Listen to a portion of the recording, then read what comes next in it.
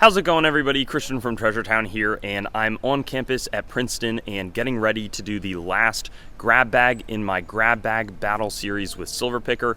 We both ordered $200 bags from Akusha Collectibles, and again, we're all tied up. It's 2-2. I think I'm behind by like $40 in value, so hopefully I can make up for it here. You know, the bags are probably relatively balanced or equal in their value, but the winner is going to have the other person sponsor a $50 giveaway on their next Whatnot stream, so it'll be like a mixed grab bag of their own, sort of a cool way to culminate, I guess. But again, I'm coming from behind, you know, split the individual searches, but we were going to do it on total value, so now it's time for me to try to, well, I can't really put in better coins in the bag, but I'm excited to get into it, and we'll see if Drew and Casey over at Akusha can bless me with a really nice bag. This video is brought to you by Whatnot, a live stream auctions and shopping app that I really like. I have a link where you get $15 off your first order at the top of my description. Definitely check that out, and let's get back to the video. And here the bag is right in front of us. Let's open it up, cut it open, and see what's inside. Curious how this is gonna go. And hopefully I didn't cut anything there, and it looks like a pretty sweet coin sort of right off the start, but we'll flip this over. Looks like we've got the Akusha Collectibles business card, and it looks like it's a pretty, you know, sort of business focused, or not business focused, but like down, not the basics, but it's like hopefully there's some pretty cool coins inside. I saw something awesome on the end, so it must have been the other end. So this actually works well because we can now go through and, you know, open these coins up. This one says S Mint on it, so maybe it'll be 1932 S, but I pretty strongly doubt it.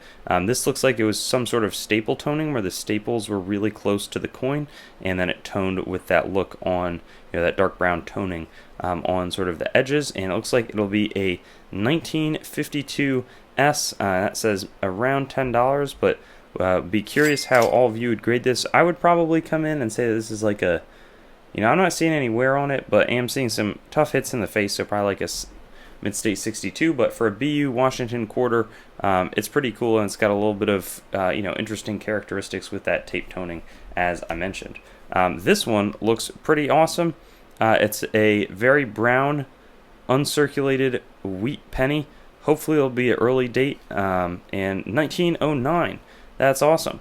It's got some really cool toning on it. I'm not exactly sure how I would value it, but it's a really pretty coin, and hopefully coins like this will help me catch up to max the Silverpicker, so that I don't have to give away that wonderful sort of Whatnot grab bag on his next stream. But yeah, very nice appearance to it. So that one's cool. Next up, we've got what looks like a nice condition Indian head penny.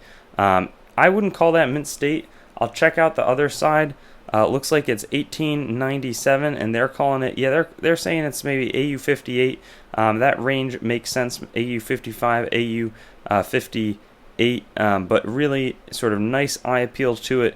Clear Liberty, all the design details are there. It's just like, is this a super, you know, uncirculated coin? Definitely not the case, but still, you know, for a typeset collector, I could see somebody paying actually a good chunk of change for that as well.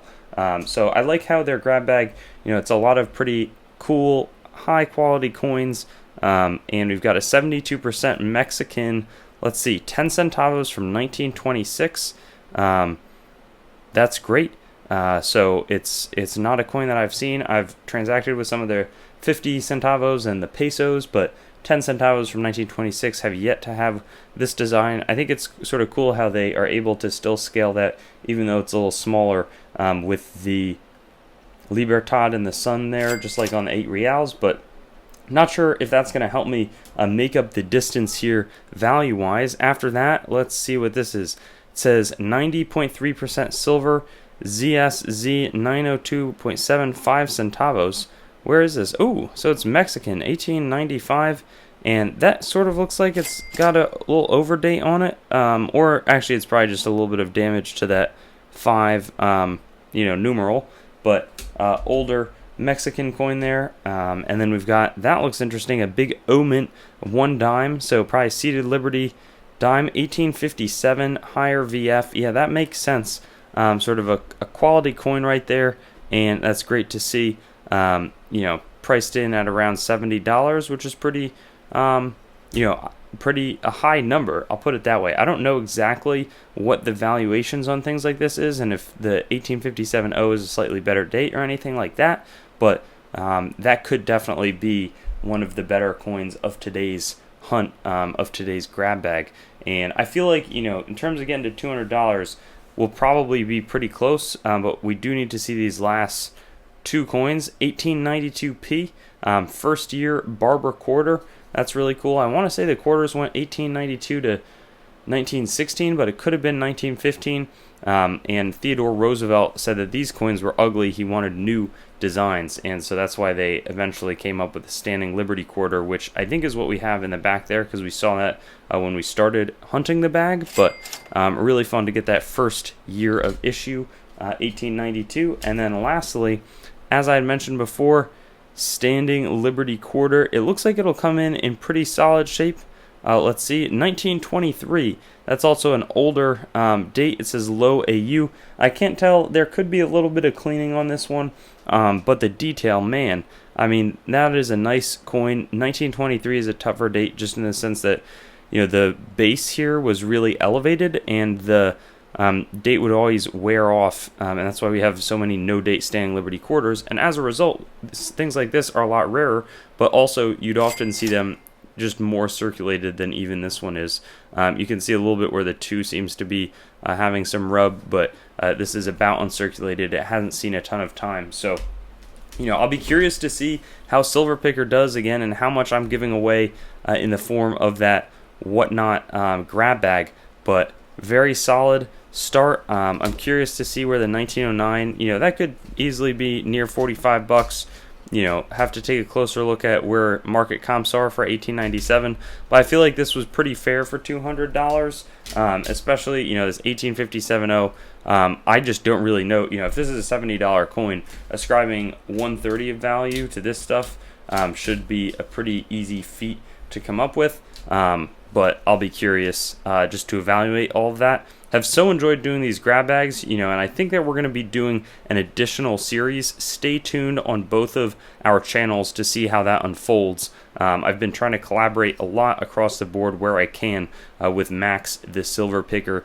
Great guy, fun to hunt with him, fun to do these grab bags alongside of him, and again, have so enjoyed this. So let me know how you think I did, if I valued the coins accurately, if it was a good grab bag, if I should keep doing these, or if you have any sellers that you would recommend.